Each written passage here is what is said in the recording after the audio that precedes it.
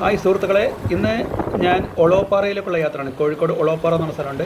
ഇത് വലിയൊരു ടൂറിസ്റ്റ് കേന്ദ്രമായി മാറിക്കൊണ്ടിരിക്കുകയാണ്. ഞാൻ വീട്ടിൽ വെറുതെ ഇരിക്കുമ്പോൾ എൻ്റെ പെങ്ങളുടെ മകൻ ചോദിച്ചാൽ നമുക്കൊന്ന് ഒളവപ്പാറ പോയാലോ. ശരി, നമുക്ക് പോകാമെന്ന് പറഞ്ഞു. അങ്ങനെ ഞങ്ങൾ ഒളവപ്പാറ എത്തിയപ്പോഴാണ് ഞാൻ ഞെട്ടിപ്പോയത്. ഒരുപാട് മാറ്റങ്ങൾ ഇവിടെ വന്നിട്ടുണ്ട്. അവിടെ എത്തിയപ്പോൾ ഒരു ബോട്ട് ജെട്ടി കണ്ടു. അവിടെ ഒരു ബോട്ടിൽ കുറച്ച് ആൾക്കാർ കയറാൻ നിൽക്കുന്നുണ്ട്. ഞാൻ എൻ്റെ ഉടമസ്ഥനെ കണ്ടു, സംസാരിച്ചു.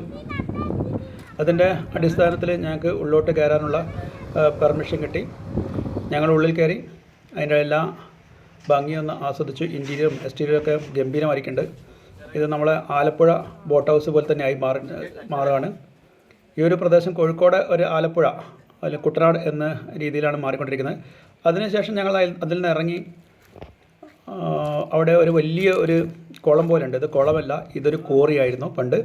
ഇപ്പോൾ ഇത് നല്ല ആഴമുണ്ട്. എൻ്റെ വീടിന് ആവശ്യമായ കല്ലുകളൊക്കെ ഈ കോറിയിൽ നിന്നാണ് ശേഖരിച്ച് 1984 എന്ന് തോന്നുന്നു. ഞാൻ അന്ന് ഇവിടെ വന്നിരുന്നു. അന്ന് ഇത് വലിയൊരു ആഴമുള്ള ഒരു കോറിയായിരുന്നു. ഇപ്പോൾ ഇതൊരു ടൂറിസ്റ്റ് അട്രാക്ഷനാണ്. ഇവിടെ വന്ന് എല്ലാവരും ഫോട്ടോ എടുക്കും, വീഡിയോ എടുക്കും. ഒളവപ്പാറയുടെ സൗന്ദര്യം ആസ്വദിക്കാൻ നിങ്ങൾ ഒളവപ്പാറ തന്നെ വരണം.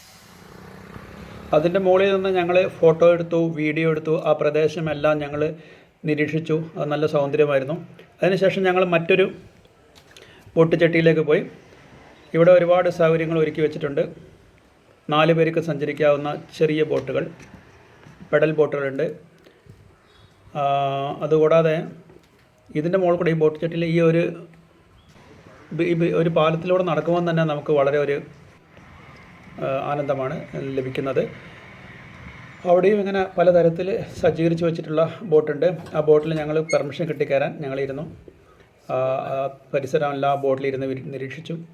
അതിൽ ദിവാൻ കോട്ടുണ്ട്, ഒരുപാട് സീറ്റുകളുണ്ട്, എല്ലാ തരത്തിലുള്ള സൗകര്യങ്ങളും അവർ നൽകുന്നുണ്ട്. കൂടാതെ ഈ ബോട്ട് ചട്ടീൻ്റെ പരിസരത്ത് പലതരത്തിലുള്ള മറ്റ് സൗകര്യങ്ങളെല്ലാം ഇവിടെ ഒരുക്കി വെച്ചിട്ടുണ്ട്. ഇതെല്ലാം നല്ലൊരു അനുഭവമായിരുന്നു. വെറുതെ ഈ ഭാഗത്തൂടെ നിന്ന് സഞ്ചരിക്കുമ്പോൾ തന്നെ നമുക്ക് കിട്ടുന്ന ആഹ്ലാദം, ആനന്ദം ഒന്നും പറഞ്ഞറിയിക്കാൻ പറ്റാത്തതാണ്. ഈ പ്രദേശം ഇങ്ങനെ നല്ലൊരു ടൂറിസ്റ്റ് കേന്ദ്രമായിട്ട് ഇങ്ങനെ വളർന്നുകൊണ്ടിരിക്കുകയാണ്. പെഡൽ ബോട്ടിൽ യാത്ര ചെയ്യുന്ന ആൾക്കാരെ ഞങ്ങൾ കണ്ടു. അവർക്ക് ഞങ്ങൾ ഫോട്ടോ വീഡിയോസൊക്കെ എടുത്തു കൊടുത്തു. അതിനുശേഷം അതിൻ്റെ ചുറ്റുപാടൊക്കെ നിരീക്ഷിച്ചു. പിന്നെ ഞങ്ങൾ മറ്റൊരു ഭാഗം, ഈ പ്രദേശത്തിൻ്റെ മറ്റൊരു ഭാഗത്തേക്ക് പോയി. ഏത് ഭാഗത്ത് പോയാലും അതീവ സൗന്ദര്യമാണ്. ഒരുപാട് ആൾക്കാർ കക്ക വരുന്നുണ്ട്, മത്സ്യം പിടിക്കുന്നുണ്ട്.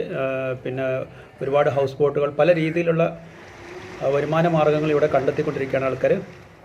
പിന്നെ അതിനുശേഷം ഞങ്ങൾ 2 വീലറിൽ അവിടുത്തെ ഉൾഗ്രാമങ്ങളിലൂടെ റിമോട്ട് ഏരിയയിൽ കൂടെയൊക്കെ ഒന്ന് സഞ്ചരിച്ചു. പല ഭാഗങ്ങളിലൂടെ ഞങ്ങൾ സഞ്ചരിച്ചു.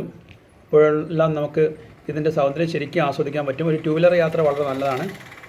ആ പ്രദേശം എല്ലാം ചുറ്റടിച്ച് കാണുമ്പോൾ നമുക്ക് മൊത്തത്തിലുള്ള ആ പ്രദേശത്തിൻ്റെ ഒരു ഐഡിയ നമുക്ക്.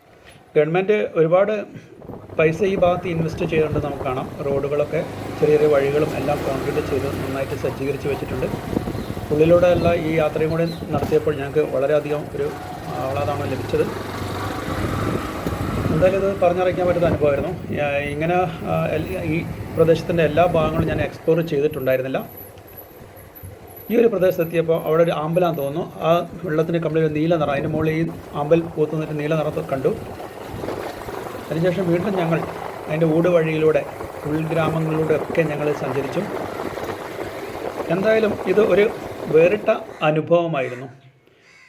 ഈ പ്രദേശത്തിൻ്റെ പല ഭാഗങ്ങളിലും ഞങ്ങൾ വണ്ടി നിർത്തി ആവോളം ആസ്വദിച്ചു, വീഡിയോ എടുത്തു, ഫോട്ടോ എടുത്തു, ഒരുപാട് ആൾക്കാരായിട്ട് സംസാരിച്ചു. വീണ്ടും ഞങ്ങൾ പല ഭാഗങ്ങളും സന്ദർശിച്ചു.